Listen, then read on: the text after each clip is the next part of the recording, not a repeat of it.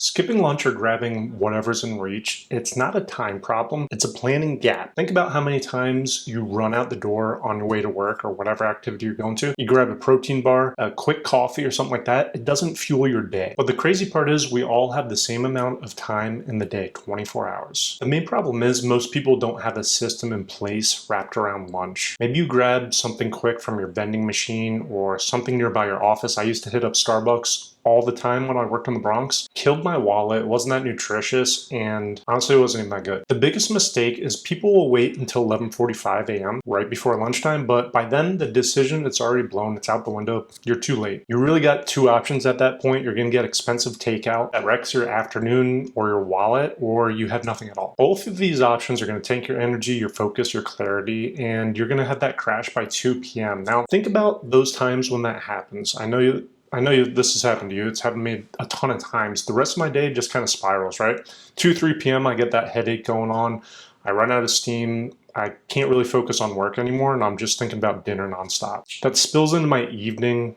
When I go home to decompress after a long day of work, I've got no energy left in the tank. Big takeaway from running an operational kitchen in the military, not a single kitchen figures out what they're going to make at mealtime. Lunch is planned weeks and weeks out, sometimes months ahead. Quantities, what needs to be made ahead of time, and the appropriate amount of time to feed that many people at scale. The same exact concept applies to your household of one or more. One time in particular, I remember in the Coast Guard, I was in charge of breakfast. I woke up a little late, and unfortunately, the prep cook before didn't prep shit for me. I didn't have potatoes prepped, the eggs weren't mixed up, the veggies weren't chopped, all the above basically just wasn't set up for me. So I was rushing, and it delayed the rest of the day for the entire crew of 150 people that day. That's a larger scale example of how things can go wrong when you don't plan ahead of time. But the same concepts apply to your household of one, like I just mentioned. It'll throw your entire day and household out of whack. The discipline I used to have feeding 200 people, it applies to you as well. And the fix itself isn't harder. It's not as creative as you might think. It's actually easier to put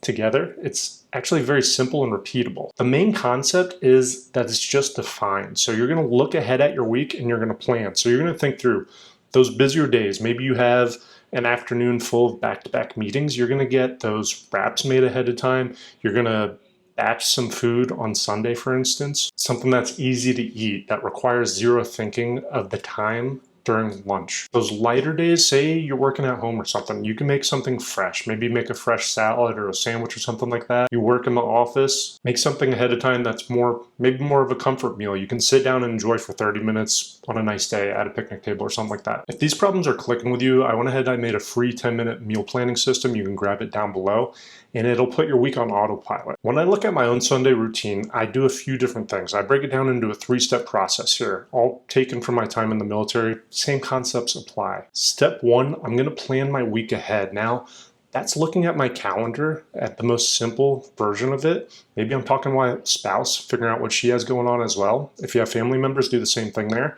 Plan out your week ahead. For instance, next week I'll use an example. I go to PT, I think Tuesday and Thursday morning next week. That means I need a really easy pre-made option. Come back from PT, eat really quick so I can sign back on. Next Wednesday night, we're having some family over to watch some Survivor season 50. They're killing it this season, by the way. I won't say any spoilers, but it's a really good season. That means we're gonna plan takeout though. We'll probably do sushi. Maybe we'll do a little pizza or something like that. We're gonna plan it ahead of time now. The next Friday, we'll probably go out to eat so I don't have to worry about Friday night dinner. But that Friday afternoon, we're taking our dog to the vet for some stuff going on. So that means we need something really easy. We'll probably make some kind of wrap the night before, or a couple nights before. Maybe we'll grab a freezer meal just to make it really easy. This step 1 is something most people skip over. They don't talk about when they think about meal planning, but it's the most important step. Now, step 2, you're gonna plan your actual meals. That means thinking through your go-to meals, maybe a couple experimental meals, something that takes a little more time in the kitchen if you have a little free time. You're gonna go through these go-to meals. It could be as easy as a ham sandwich that you pack for lunch, or it could be a little more complex. Maybe you batch cook a soup or a chicken stew or something like that on Sunday. You package it up for the lunch for the weeks or for the days ahead, and you have that to heat up at your desk. You're gonna plug those meals into those lunch slots as you need. So if you have that busier day, you're gonna defer to that chicken wrap. If you have a lighter day, maybe you can sit down, you can eat soup. You know, soup makes a mess, it's a little harder to eat, takes a little more time. you want to enjoy it. Step 3, you're going to plan out those groceries based on those meals that you figured out. You're going to write down your recipes, figure out the amount of servings you need. You're going to make a grocery list.